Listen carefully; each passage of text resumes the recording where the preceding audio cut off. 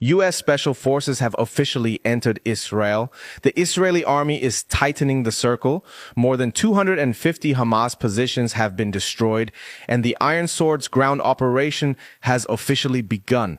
The first entry into Gaza has taken place, and perhaps the biggest clashes in the region's history are taking place. Hamas terrorists hiding in Gaza neighborhoods have been identified one by one. At night, the Israeli army launched an all-out offensive with both naval, land, and air forces. But the operation is not limited to Palestine.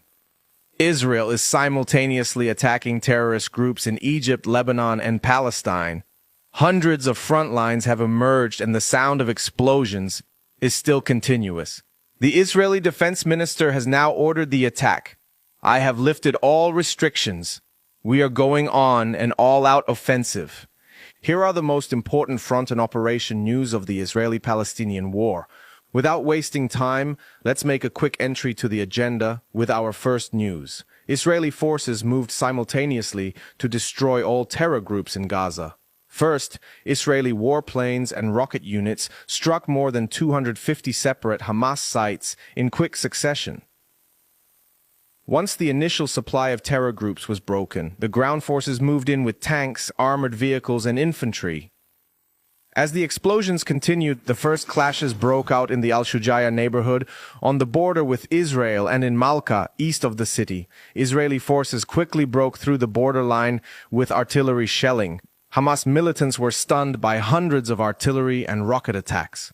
In the meantime, an offensive against Israeli forces began in the town of Al-Shujaya. This is what Hamas wants, to draw Israeli troops into the town and reduce the power gap. But the missile, rocket, and artillery attacks have already destroyed Hamas's dreams. The eastern part of the town is completely under the control of Israeli troops. After Israeli forces established a safe zone, the Israeli defense minister made the critical announcement. "The first point has been broken. I have lifted all restrictions. Let the all-out assault begin." Shortly after the announcement, Israeli warplanes began striking the coastal area of the Gaza Strip. It is known that Iranian-backed terrorist groups have been attacking and deploying their gunboats in the coastal strip. Israeli warplanes attacked the entire coastal strip, destroying dozens of warehouses and gunboats belonging to terrorist organizations. Israeli ground forces launched the major operation on the Ashkelon line, as announced by the defense minister. Hamas militants have been launching rocket attacks on Ashkelon, while the air defense systems continue to operate. Israeli ground forces launched an offensive to gradually clear Ashkelon and all the surrounding areas. Israeli forces advanced towards the Zikim area. According to intelligence, Hamas militants numbering 110 people are advancing about 5 kilometers outside the center of Zikim. The Israeli army deployed around Highway 3411 and prepared a powerful welcome surprise for the militants. As the militants tried to quickly advance on the center with their combat vehicles, Israeli soldiers and armored vehicles launched a massive attack from 2 points on the highway. The attacks were carried out with Manpad's anti-tank missiles.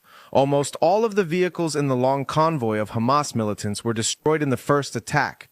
The few militants who managed to survive the first attack got out of their vehicles and tried to take positions in the area.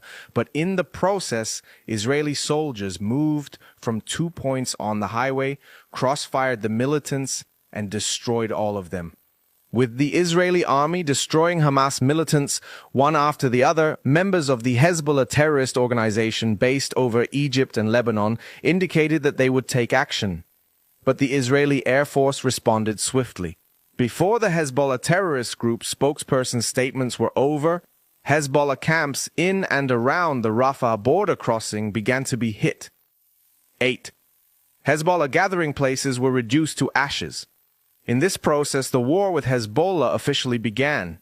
After completing their sorties, Israeli warplanes launched the second major attack on Hezbollah camps in the Al-Mari and Sheba plains. In total, 11 major strikes were carried out, and the terrorist organizations were completely cleared from the region. The second major attack targeted militants in Lebanon after Egypt. Attack helicopters of the Israeli army took action at the same time. 4 attack helicopters destroyed the Hezbollah observation center in the Avavim region of Lebanon. As a result of the attack, 16 militants were eliminated. After the observation tower was hit, the helicopters moved on to their second target. A very violent second attack was launched on the Hezbollah military camp in the southeast of the Avivim area. An ammunition depot belonging to the militants was targeted in the area where huge explosions took place. The reason for targeting the ammunition depot is to increase the intensity of the attack. As a result of the attack, the ammunition depot exploded, and 42 members of the Hezbollah terrorist organization were neutralized at one point. Perhaps the most important event in the region during this period was carried out by the United States. We know that the United States aircraft carrier was deployed on the Lebanese border. In the meantime, special forces from the United States landed on Israeli territory in gunboats. The special forces soldiers have completely blocked every possible point of attack by Hezbollah. In addition, an aircraft carrier over the sea is guarding the area as a precaution against a possible attack. If Hezbollah tries to launch a mass attack from the area, they will be destroyed from the sea by the aircraft carrier. In this way, the territory of Israel will be protected against attacks by foreign countries. In the meantime, the Gerald Ford Aircraft Carrier Strike Brigade, with its 8 squadrons of attack and fighter aircraft, is clearly protecting the territory of Israel on high alert. Hezbollah militants in Lebanese territory tried to respond to the Israeli attacks. Approximately 240 homemade rockets were fired from Lebanon into Israeli territory. The Iron Dome air defense system stopped almost all of the attacks. It was observed that the rockets that could not be stopped fell on empty fields and agricultural areas. Militant groups were expected to launch an attack from Lebanon. For this reason, Israeli artillery units fired more than 150 rounds from long-range artillery systems at the rocket units of Hamas militants in Lebanese territory. We turn our eyes abruptly to the southern line of Gaza. Israeli warplanes and rocket units have begun a barrage of attacks. Israeli forces have officially neutralized Zakaria Muammar and Jawad Abu Shamala, members of Hamas's so-called political bureau. Meanwhile, Israeli ground forces have been advancing their clearing operations towards the south of Gaza. Israeli forces carried out an infiltration operation near Al-Maghazi with a group of 15 men. The Israeli forces targeted a Hamas headquarters near the town. The first attack came from the rocket squad, and the headquarters was destroyed.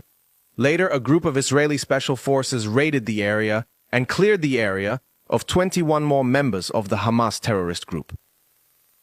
As we have clearly seen, as a result of Iran's years of support, many Israeli positions were targeted in the first day's attacks. But what Iran failed to realize was that they were waking the sleeping lion, so to speak. As I mentioned at the beginning of this video, Israeli forces began perhaps the biggest operation in the history of the region. From now on, every point and every hiding place of a terrorist organization will be destroyed. These operations will not be limited to the destruction of terrorist organizations like Hamas and Hezbollah. The main centers are in Syria and Iran. Israel's operations will be so detailed that every training ground for these terrorist groups will be targeted. In particular, the Israeli Air Force has taken very detailed measures against any attack from Iran. The Israeli Air Force has modernized its F-35 fighter jets against a possible major Iranian attack. The distance between Israel and Iran is quite far. Therefore, the fuel problems of the F-35S had to be solved. We know that Israeli F-35 fighter jets are designed for stealth. Therefore, it is impossible for the F-35 fighter jets to be refueled by a fuel plane on the Iranian border. In this process, Iranian radars can detect the fighter jets and the fuel plane. For this reason, the Israeli Air Force enlarged the fuel tanks 3 times without disturbing the dynamic foundations of the fighter jet. After this process, the fighter jets can directly destroy every terrorist training ground in Tehran. As I mentioned, Iran has made a huge mistake, and it is likely to realize it soon. Tensions on the Israeli-Palestinian front are at an all-time high. And here we come to the end of another video. The war on the territory of Ukraine is likely to continue for a long time. For the stability of the region and to prevent more people from being affected, we hope that Ukraine will achieve success on the front line and be in an advantageous position both on the front line and at the negotiating table.